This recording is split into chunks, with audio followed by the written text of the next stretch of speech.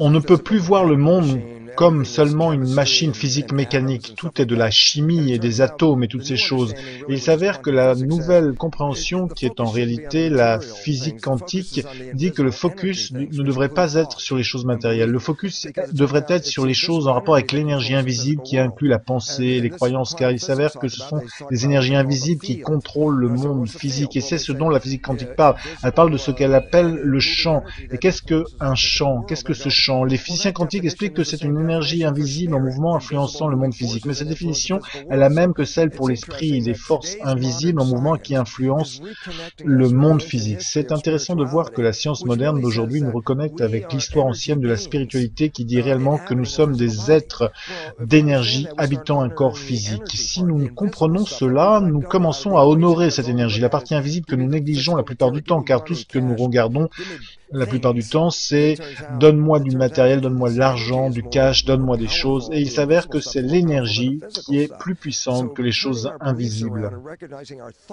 et que les choses visibles et physiques.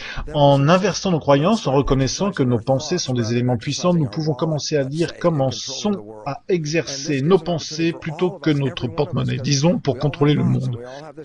Et cela nous donne une opportunité pour tous, chacun d'entre nous, car nous avons tous des pensées, nous avons tous cette énergie, et la pensée crée la science, et la physique quantique qui explique que c'est la conscience qui crée le monde. Donc nous devons tous commencer par réaliser que nous sommes tous conscients, et comment collectivement notre conscience peut changer le monde.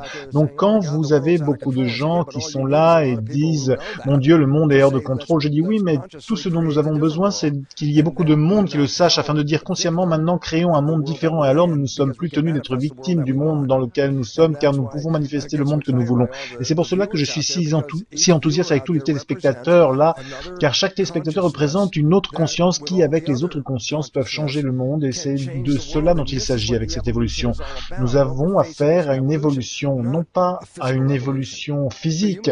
Le corps humain a déjà évolué, ce n'est pas ça qui change. Ce qui change, c'est la relation que nous avons les uns avec les autres via la conscience. Nous sommes en train de nous unifier en tant qu'une seule conscience géante appelée humanité. Et cela est l'évolution qui est en train de prendre place.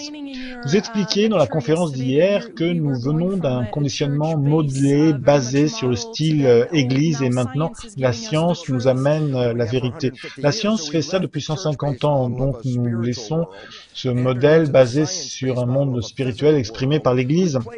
Et nous entrons dans un modèle basé sur un monde matériel développé par la science. Nous avons joué avec ces deux approches maintenant, et l'évolution nous dit que ces deux approches créent ensemble le monde. Donc ce n'est pas juste spirituel, ce n'est pas juste matériel. Vous devez réunir les deux ensemble. Maintenant que nous avons voyagé jusqu'à cette partie spirituelle du monde régie par l'Église, et ensuite dans la sphère matérielle à travers l'approche scientifique, nous en arrivons à une fermeture qui nous invite à réaliser que pour comprendre le monde, vous devez invoquer l'esprit et la matière. C'est pourquoi la conscience, quand je parle d'esprit, je parle en fait réellement de notre conscience, notre énergie, nos pensées. Ce n'est pas physique, c'est de l'énergie. Et néanmoins, la science nous dit que ces pensées donnent forme au monde physique. Donc, nous pouvons changer le monde dans lequel nous vivons juste en changeant nos pensées. Mais cela signifie changer la programmation. Oui, ce qui se trouve dans le subconscient, car vous dites que 95% des choses qui se produisent dans notre vie viennent de notre subconscient. Oui, c'est ce que les gens doivent réaliser. Car beaucoup de gens disent, regarde, mes désirs sont d'avoir du succès, d'avoir une super relation, d'avoir un super travail, je veux toutes ces choses, et pourtant, maintenant je suis dans le monde, mais je n'y arrive pas, et ils deviennent frustrés et ne comprennent pas, ce n'est pas moi, car mon intention est de réussir, d'avoir du succès, et je n'y arrive pas, donc ça doit être le monde qui est contre moi, et j'en suis victime. Ce n'est pas le monde que je voulais, et en fait, ce n'est effectivement pas le monde que votre esprit conscient voulait, mais c'est le monde que votre subconscient a été programmé à créer. Le subconscient, par définition, signifie en dessous de la conscience. Donc, vous créez sans être conscient que vous créez cela.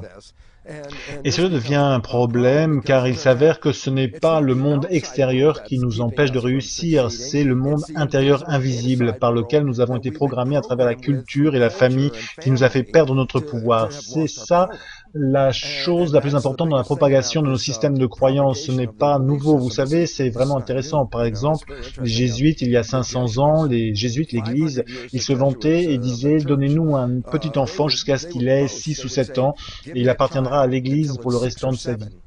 Ce qu'ils savaient, c'est ce dont nous parlons avec la nouvelle biologie. Les premières 6 années de votre vie est la programmation venant des autres, non pas votre programmation, celle des parents, de la famille, de la communauté.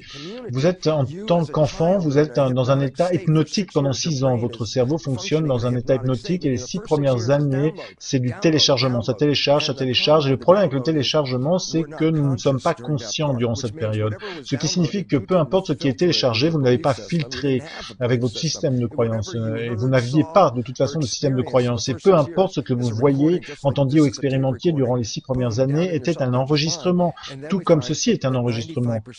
Boum, ça allait directement dans votre subconscient et ensuite nous avons découvert que 95% de notre vie vient en fait de notre subconscient et donc seulement 5% vient de notre esprit conscient. Vous demandez quelle est la différence? L'esprit conscient, c'est vous, votre esprit, qui vous êtes, vos désirs, ce que vous attendez de la vie. L'esprit conscient, vous voulez réussir, super, vous voulez avoir un emploi, super, bien, ça, c'est votre esprit conscient, mais vous utilisez 5% de cette partie de votre conscience. Vous vivez 95% du temps de votre vie avec la programmation que vous avez reçue d'autres personnes. Donc la vérité est que vous vivez la vie d'autres personnes, invisiblement, parce que ça s'appelle le subconscient.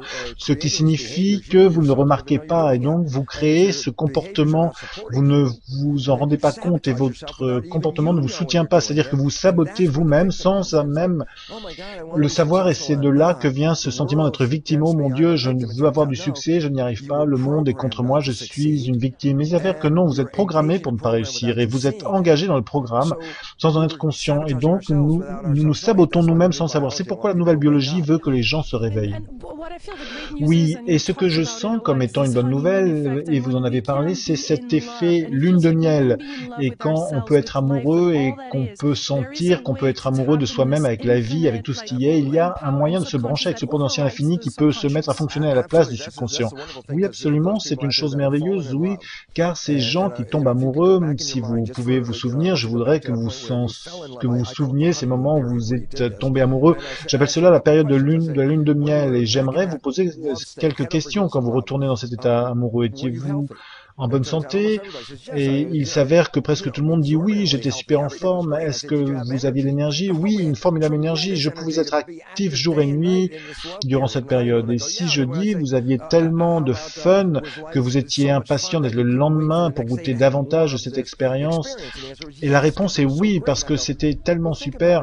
Repensez-y, vous créiez de l'énergie et manifestiez un monde qui était si beau que pour vous, quand vous étiez amoureux, que vous étiez impatient d'en avoir plus de ce monde. Et ce qu'il s'avère, c'est que comment se fait-il que notre monde, qui pouvait être un monde fou avant que vous rencontriez cette personne, puisse avoir été à ce point transformé au point d'expérimenter cette lune de miel? Et soudainement, votre monde aujourd'hui est le paradis sur Terre. Hier, c'était l'enfer et aujourd'hui, c'est le paradis sur Terre parce que vous êtes tombé amoureux. Ce que je veux que les gens sachent, c'est que ce n'était pas un accident, ce n'est pas quelque chose qui vous arrive comme ça. Vous avez créé cette expérience d'amour, d'être amoureux. Et dans ce processus de création de cet état amoureux, vous avez créé la santé, de l'énergie, et vous avez créé un monde qui était si beau pour vous que c'était le paradis sur Terre. Et pourquoi est-ce si important pour moi que vous le sachiez? C'est parce que ce n'était pas un accident, c'était une création. Et si vous comprenez comment vous avez fait, et maintenant nous savons pourquoi, comment c'est arrivé, et sur la base de notre compréhension conventionnelle, que c'est notre programmation subconsciente qui mène notre vie à 95% du temps. Rapprochons-nous ici, car je pense que notre caméra semble vivre sa propre vie. Elle est peut-être tombée amoureuse d'un autre arbre ou quelque chose, je ne sais pas. Donc à la base, quand on se demande comment s'est produite la lune de miel comparativement à l'enfer vécu le jour précédent, la réponse est que quand vous tombez amoureux, vous ne tombez pas dans la programmation subconsciente parce que l'esprit conscient est si excité et enthousiaste avec le fait d'être ici, il est ici. Et c'est ça le problème la plupart du temps avec notre esprit, c'est qu'il est la plupart du temps pris dans le processus de pensée. Quand l'esprit est en train de penser, par définition, il ne fait pas attention à ce qui se passe et c'est là que le subconscient se met à fonctionner. Quand vous êtes amoureux, l'esprit conscient ne veut aller nulle part, il veut juste rester ici et prendre tout cet amour. Donc c'est un moment dans votre vie où vous avez tendance à rester dans votre esprit conscient. Et qu'est-ce qui se passe quand vous restez dans l'esprit conscient? Je dis que vous créez le paradis parce que vous le créez à partir de vos envies et de vos désirs, mais à partir du moment où la vie redevient occupée, l'esprit conscient commence à voyager, et alors ce qui prend le relais est le fonctionnement par défaut, et le fonctionnement par défaut est la programmation subconsciente. Mais ce programme vient de vos parents, de votre famille, de la communauté, ce ne sont pas vos croyances propres. Et donc vous commencez à vivre vivre la vie des autres. Pour moi, tout ça signifie, comme nous l'avons vu, quand nous sommes amoureux, nous créons le paradis sur Terre. Et qu'est-ce qu'il se passerait si nous pouvions apprendre à rester dans notre esprit conscient, qui est appelé la pleine conscience chez les bouddhistes? C'est une pratique. Ça signifie que vous pouvez avoir accès à l'expérience de la lune de miel chaque jour pour le restant de votre vie sur cette planète. Car c'est seulement quand on sort de notre esprit conscient que nous retournons à nouveau à l'enfer sur Terre. Et cela parce que nous l'avons créé pour nous-mêmes sans le savoir. J'aime ça. Et on ressent vraiment qu'en tombant amoureux et allant dans la gratitude, c'est là où ça se trouve aussi, la gratitude, la compréhension, se donner cet amour à soi-même, alors nous pouvons recréer cela chaque jour. Lilou, c'est exactement le point le plus important. Quand nous avons un groupe de gens et que nous faisons de la kinésiologie qui permet de tester à travers les muscles, une des choses que j'aime demander, la première question que je pose, il y a le test kinésiologique du muscle. Préparez-vous à faire ce test et déclarez que vous vous aimez.